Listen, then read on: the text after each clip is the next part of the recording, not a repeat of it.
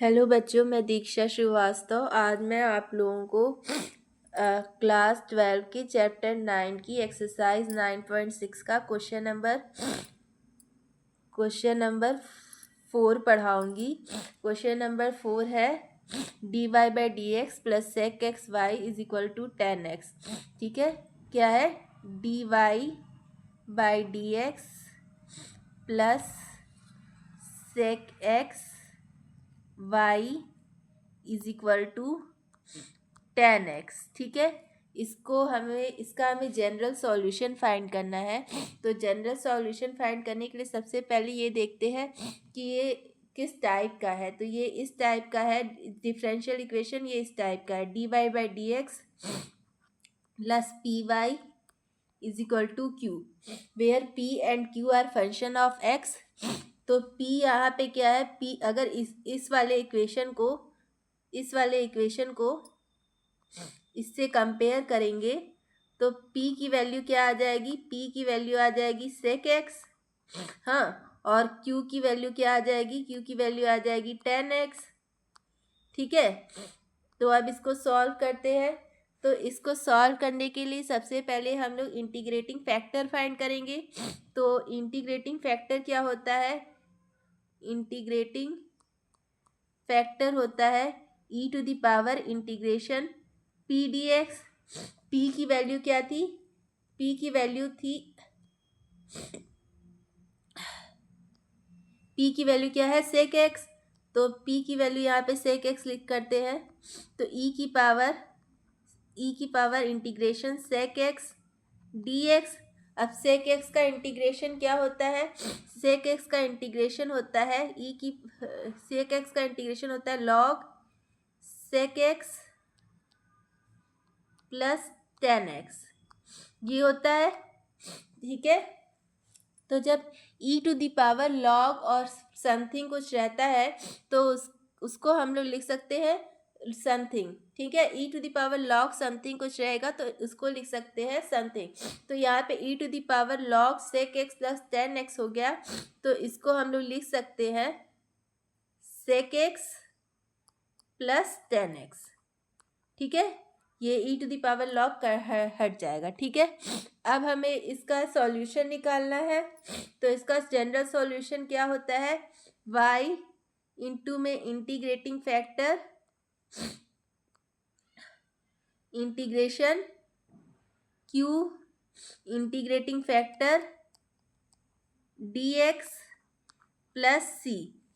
ठीक है, तो y इंटीग्रेटिंग फैक्टर हम लोग का क्या निकला था? Sec x plus 10x। Sec x plus 10x is equal to q क्या था हमारा? क्यू था हमारा 10x।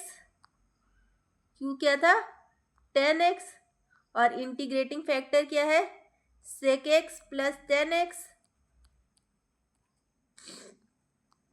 dx plus c।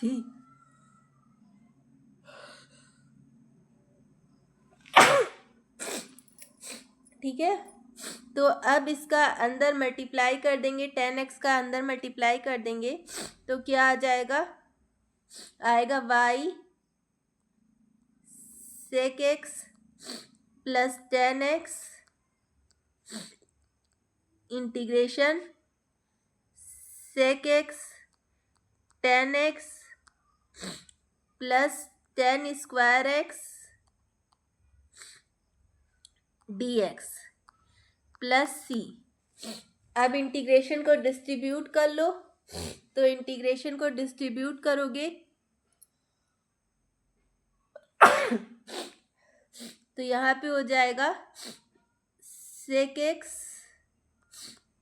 10x dx, और यहाँ पे इंटीग्रेशन ऑफ 10 स्क्वायर एक्स हो जाएगा। तो 10 स्क्वायर एक्स का तो हम लोग इंटीग्रेशन जानते नहीं है, लेकिन 10 स्क्वायर एक्स को हम लोग क्या लिख सकते हैं? सेक स्क्वायर एक्स माइनस 1 लिख सकते हैं, क्योंकि 10 square x plus sec square x is equal to 1 होता है। तो 10 स्क्वायर एक्स को हम लोग क्या लिख सकते हैं? Sec square x minus 1 dx plus c। ठीक है, तो सेक एक्स 10x का इंटीग्रेशन क्या हो जाएगा? सेक एक्स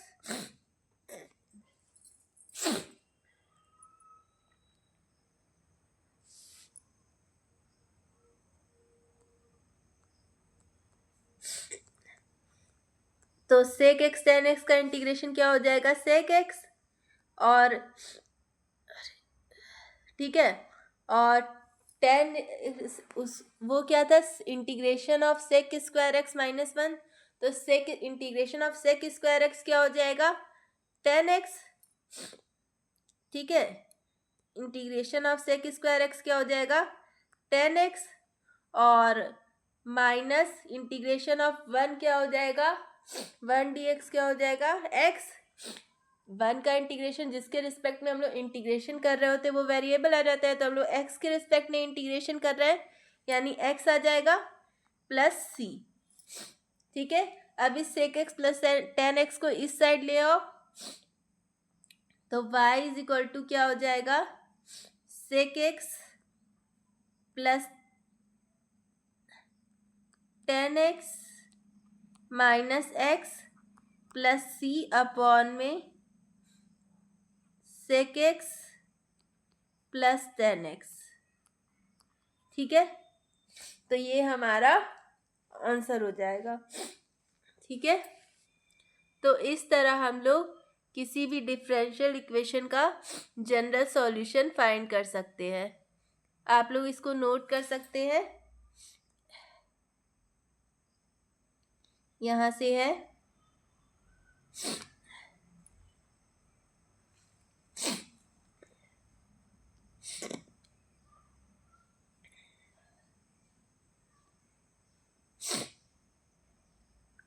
ठीक है।